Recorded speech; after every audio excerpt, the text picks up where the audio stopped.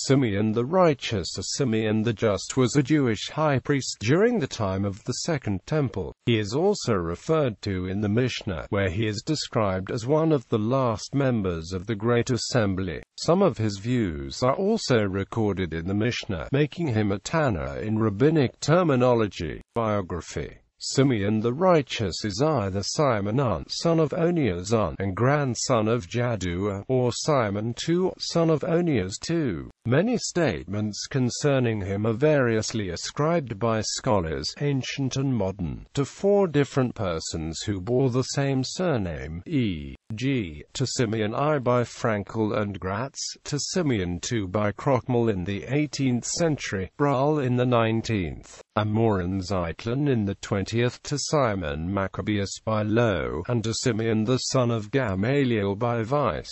The scholarly consensus of the late 20th century has fallen on Simon II. The Talmud, Josephus, Sirach and the second book of Maccabees all contain accounts of him. He was termed the Righteous because of the piety of his life and his benevolence toward his compatriots. He was deeply interested in the spiritual and material development of the nation. According to Sirach 50. 1-14, he rebuilt the walls of Jerusalem, which had been torn down by Ptolemy Soter, and repaired the damage done to the temple in Jerusalem, raising the foundation walls of its court and enlarging the cistern into a pool. According to the Talmud and Josephus, when Alexander the Great marched through land of Israel in the year 332 BCE, Simeon the Just, dressed in his priestly garments, went to Antipatris to meet him, although Josephus states that Alexander himself came to Jerusalem. As soon as Alexander saw him, he descended from his chariot and bowed respectfully before him. When Alexander's courtiers criticized this act, he replied that it had been intentional, since he had had a vision in which he had seen the high priests who had predicted his victory. Alexander demanded that a statue of himself be placed in the temple, but the high priests explained that this was impossible. He promised instead that all the sons born of priests in that year would be named Alexander. This story appears to be identical with 3 Maccabees,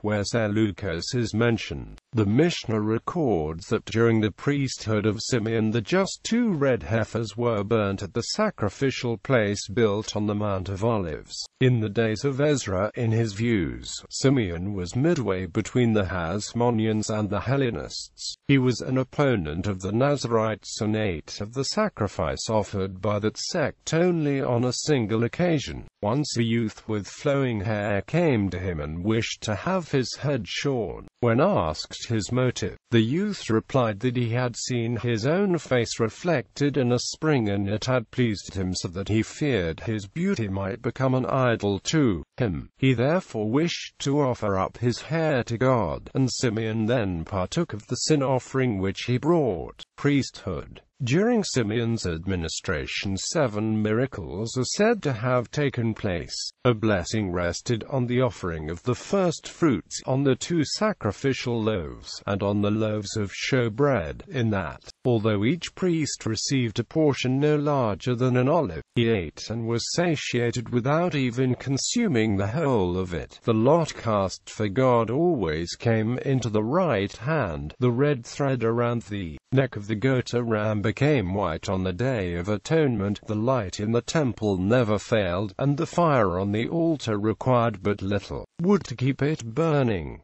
Simeon is said to have held office for 40 years. On a certain Day of Atonement he came from the Holy of Holies in a melancholy mood, and when asked the reason, he replied that on every Day of Atonement a figure clothed in white had ushered him into the Holy of Holies and then had escorted him out. This time, however, the apparition had been clothed in black and had conducted him in, but had not let him out, a sign that this year was to be his last.